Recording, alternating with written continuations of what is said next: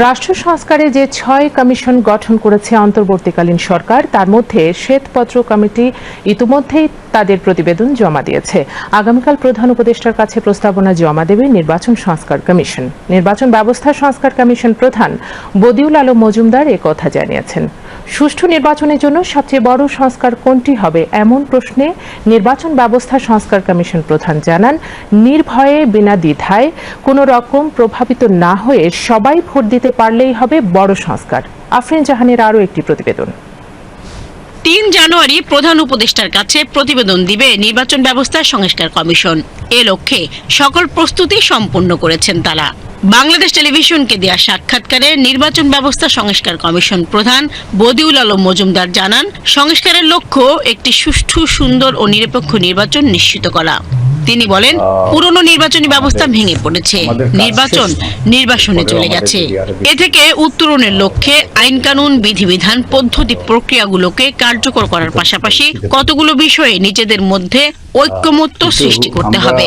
আমাদের সুপারিশ পেশ করার পর বলটা তখন 4টা অংশীজনের কোর্টে চলে যাবে। প্রথম হলো অন্তর্বর্তীকালীন সরকার, তারপরে হলো যে নির্বাচন কমিশন। এই দুটো পক্ষ গুরুত্বপূর্ণ অংশীজন এবং তাদেরকে বাস্তবায়ন করতে হবে। আরেকটা পক্ষ হলো রাজনৈতিক দল, আর সবচেয়ে বড় অংশীজন হলো জনগণ। জনমত সবচেয়ে গুরুত্বপূর্ণ।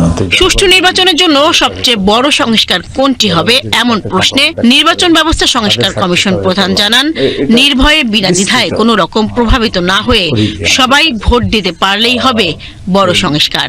সবচেয়ে বড় চ্যালেঞ্জ ছিল যে সময় সীমিত। তো এই সীমিত সময়ের কারণে আমাদের অনেক কিছু করা সম্ভব হয়নি। আমরা সন্তুষ্ট যে আমরা সব বিষয়গুলোই, গুরুত্বপূর্ণ বিষয়গুলোর উপর আমরা আলোকপাত করেছি, বিশ্লেষণ করেছি, জনগণের মতামত নিয়েছি, বিভিন্ন বিশেষজ্ঞদের মতামত নিয়েছি। বদিউল আলম মজুমদার বলেন, নির্বাচন একদিনের বিষয় নয়, এটি একটি প্রক্রিয়া। এটা শুরু হয় ভোটার তালিকা থেকে। নির্বাচনে যারা প্রার্থী হতে চান তারা যেন প্রার্থী হতে পারেন। প্রার্থীরা বাধা বিপত্তি ছাড়া প্রচার করতে পারবেন, টাকার প্রভাব থাকবে না, গণমাধ্যম নির্বিঘ্নে দায়িত্ব পালন করতে পারবে।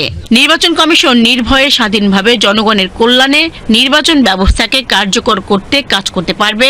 ভোট গণনা হবে স্বচ্ছভাবে, কেউ অন্যায় করে পার পাবে না, অর্থাৎ পুরো প্রক্রিয়া হবে স্বচ্ছ ও কারচুপি মুক্ত।